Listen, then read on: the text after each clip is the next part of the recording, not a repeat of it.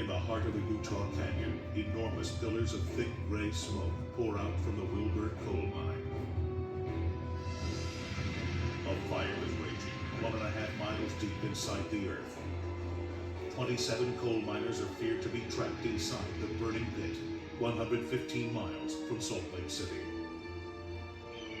As the sun rises over the nearby town of Orangeville, the friends and families of the coal miners have no idea of the tragedy that is unfolding at the mine.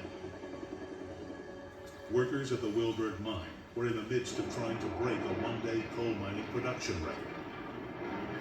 Ken Blake, a 24-year-old father of 3, is a Wilberg maintenance foreman.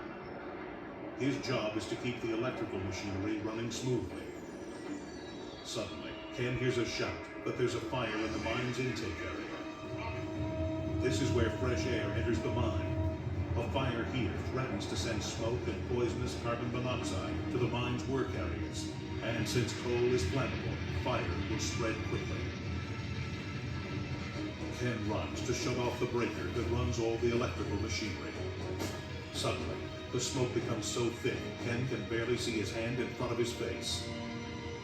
He calls out to his co-workers, but as smoke fills the tunnels, he becomes separated from the others. Ken Blake is on his own. Outside the mine, officials are desperate for rescue workers and call other miners from as far as 100 miles away. But there's been a blizzard, and many rescuers are having a tough time getting to the mine.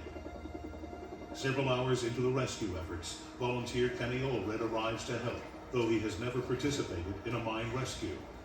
I was used to working in a hard rock mine and had never even been in a coal mine, and my first time actually at a mine disaster. Making the way towards it, it was pretty scary because you could see and smell the coal smoke. Kenny and other volunteers immediately ready to enter the mine and fight the fire. But thick smoke hinders their progress. Kenny and the other rescuers still don't know where the miners are trapped and if any are still alive. We knew that there was people trapped in the mine. We didn't know how many victims we had. Without any communication between the miners and rescuers, they press on despite the dangers. I was the one checking for carbon monoxide.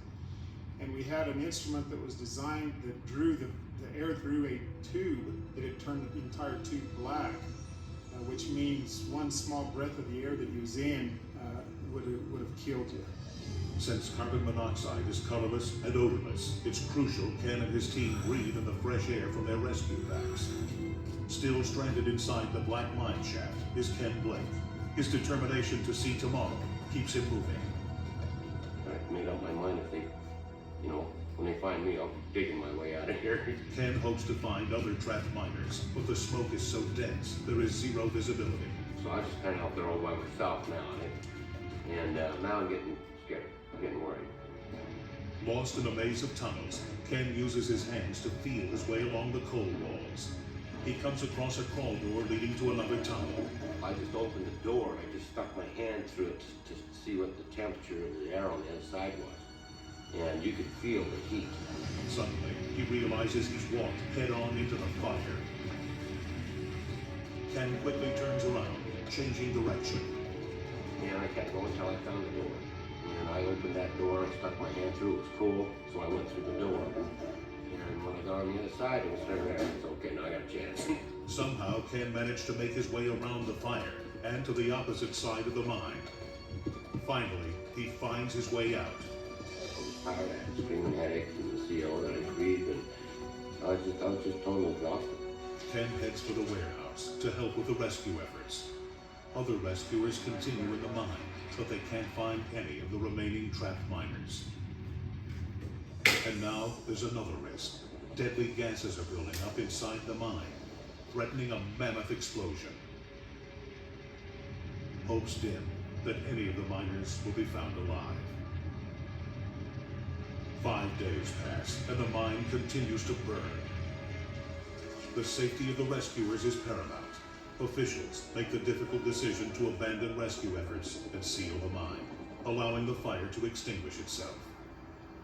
We knew then that there was no more we could do to save anybody, and that's about the same time they decided to barricade off the mine and try to kill the fire that way. Even though the mine was sealed, the coal smoldered for almost 1 year before rescuers could re-enter. It's only then that the bodies of 26 men and 1 woman are removed from the tunnels.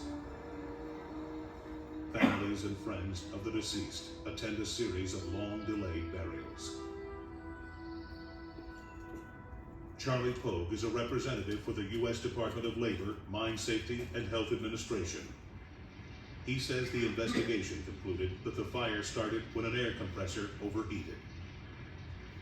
They had a compressor running underground for an extended period of time and had caught on fire, and the smoke and the fire resulted in being carried up to the working section where the men were. The mine consisted of a network of tunnels and was ventilated by intake airways. The investigation showed the fire started in one of these airways. It spread rapidly. Trapped inside smoke-filled tunnels, the miners quickly succumbed to the toxic fumes. Ken Blake was the only miner to find his way out of the blinding maze. There was a few times I didn't think I was going to get out.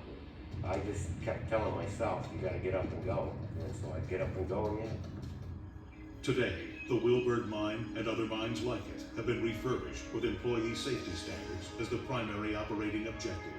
In addition to the installation of new ventilation and fire safety systems, rescue training has been intensified, and communication between underground miners and above-ground foremen has been greatly improved.